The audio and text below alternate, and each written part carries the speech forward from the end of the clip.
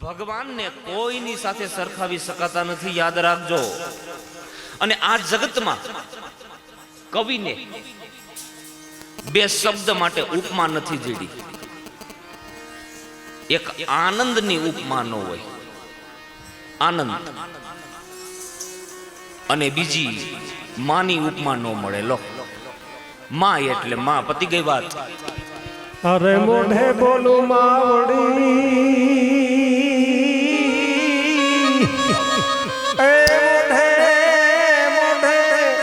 એ બોલું માવડી, અને મને સાચે જ નાનપણ સાંભળે। આ તો મોટપની મજા, એ મને કડવી જ લાગે કાગડા। આ તો મોટપની મજા, મને કડવી જ લાગે કાગડા। બાબા ગઢવી સાહેબ, માની ઉપમા ન મળે। આપણામાં કહેવત છે, કહેવત કે ગરજ હોય ને ગરજ તો ઉકરડાની પાસે જે ઓલું સફેદ પ્રાણી આટા મારતું હોય ને એને કેવું પડે, હાલ મારા બાપ, સમજાય છે? પણ આ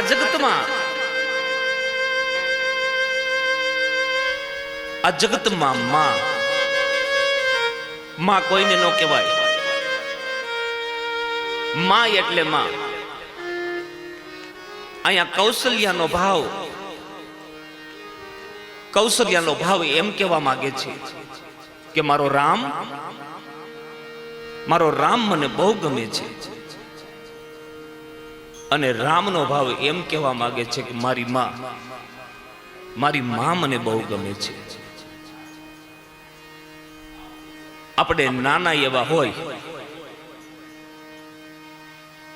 ત્યારે આપને આપણી માં ગમે કે ન ગમે?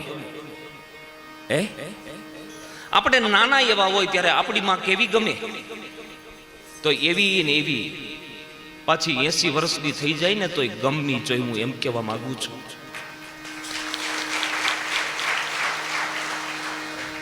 એક જગતનો નાથ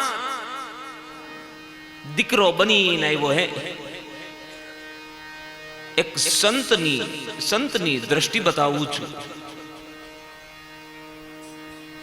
રામ માની સામું જોવે છે। વિચાર કરો, કલ્પના કરો કે આપણા પગ નો હોય, પગ આપણે નાના એવા હોય, ઈ માએ, ઈ બાપુએ આપણા બાવડા પકડી અને આપણને ચાલતા શીખવાડ્યું હોય। ઈ માં વૃદ્ધ બની જાય તો શું કરવાનું? મારી કથામાં આવો છો ને તમે બધા, તો મારી કથામાં આવું બહુ આવશે। અને હું તો ત્યાં સુધી કહું કે જે લોકો માવતરની સેવા નથી કરતા ને એને મારી ભાગવત કથા સાંભળવાનું કોઈ પુણ્ય નથી। લો, અને આમાંથી જો કોઈને વિરોધ હોય તો હું નીચે ઉતરું ત્યારે મને પૂછજો, આનો હું તમને જવાબ આપીશ।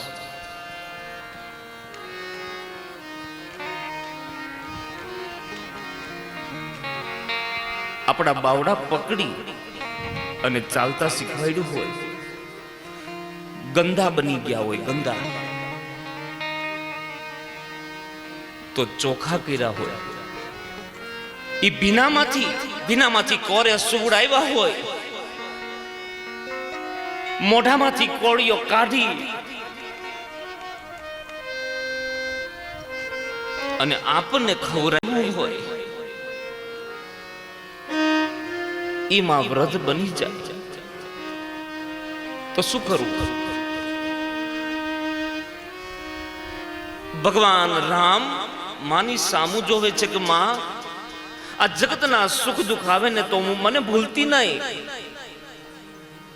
અને સંતાનોને માટે માં જીવતી હોય ને માં, એ જ મોટો આશીર્વાદ છે।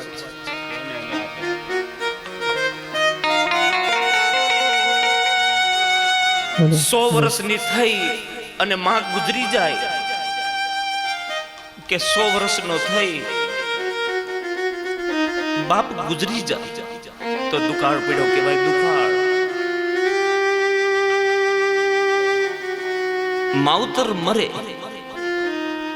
એ કોને ગમે હે? નો ગમે. એટલા માટે કવિ બોટાદકર સાહેબે કાવ્ય લખ્યું જનની. આવી જનની જોડ સખી નહીં મળે રેલો, જનની જોડ સખી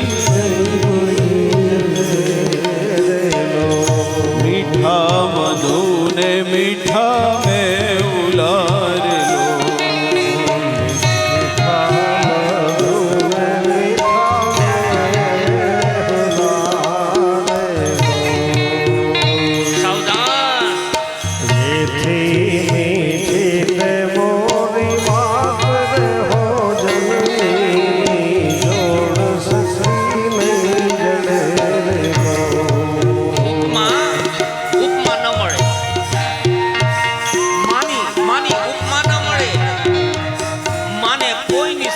સરખાવી ન શકાય.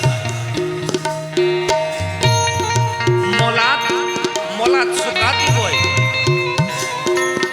અને વરસાદ પડે, વરસાદ તો કેવો મીઠો લાગે. તો કોઈએ કીધું બોટાદકર સાહેબ તમે માને વરસાદની સાથે સરખાવો. તો અમારા કવિ ના પાડે છે.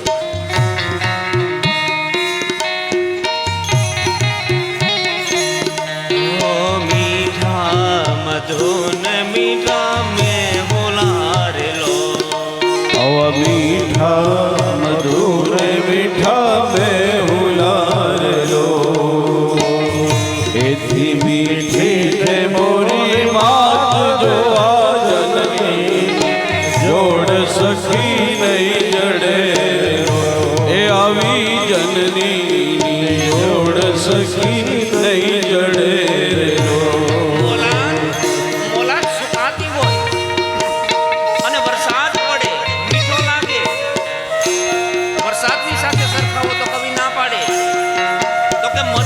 સરખાવો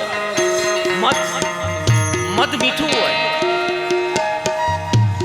તો કવિ ના પાડે. તો શું કીધું કે તમે માને ગંગાજીની સાથે સરખાવો.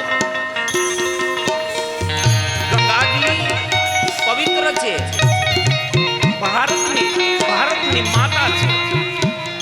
ગંગાના નીર તો વધે ઘટે રેલો, ગંગાના નીર તો વધે ઘટે રેલો, સરખો મારા માનો પ્રવાહ જોવા જનની જોડ સખી નહીં જડે રેલો.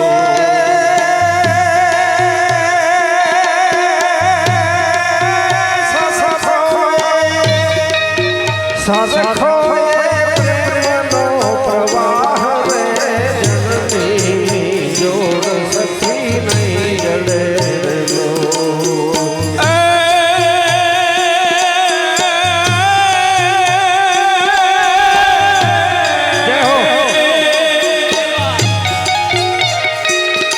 આવો સરખો માના પ્રેમનો પ્રવાહ જોવા જનની જોડ સખી નહીં જડે, એ આવી જનની જોડ સખી નહીં જડે. માની અંદરથી શું મળે? ક્યારે કલ્પના કરી છે માતાઓનો વડીલો? માની અંદરથી શું મળે? માં શું કરે?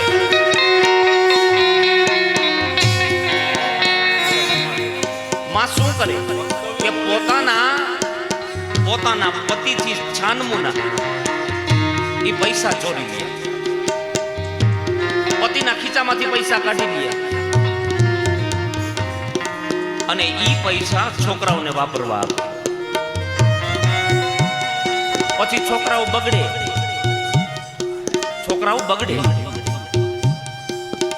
અને પછી એનો પતિ એનો ઘરવાળો એને એમ કહે કે આ છોકરાઓને કોણ બગાડે છે? તું બગાડે છે, તું.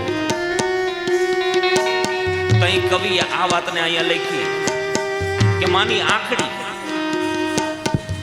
અમી ભરેલી માની આંખડી રે લો આડી અમી ભરેલી માની આંખડી રે લો અમી ભરેલી માની આંખડી રે લો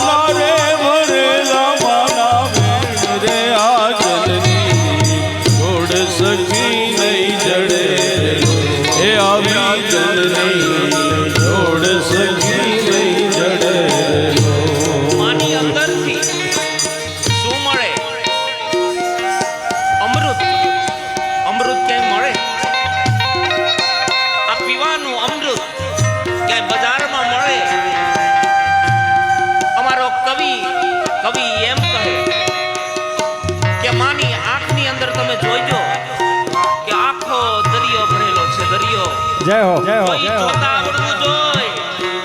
દરિયો ભર્યો છે મારી આંખમાં. ઘરની અંદર ઈ છોકરાઓ તોફાન કરતા હોય, તોફાન તો માં શું કરે? એને મારે, એને ખીજાય. કોઈ તે મારતી જાય અને રડતી જાય. ઈ મારે ખરી, રડે ખરી. અને આપણો પિતા જ્યારે મારતો હોય ને આપણે ત્યારે રડે નહીં હો, એ રડે નહીં. ત્યારે કવિને આ લખવું પડ્યું કે માનું એક એક વેણ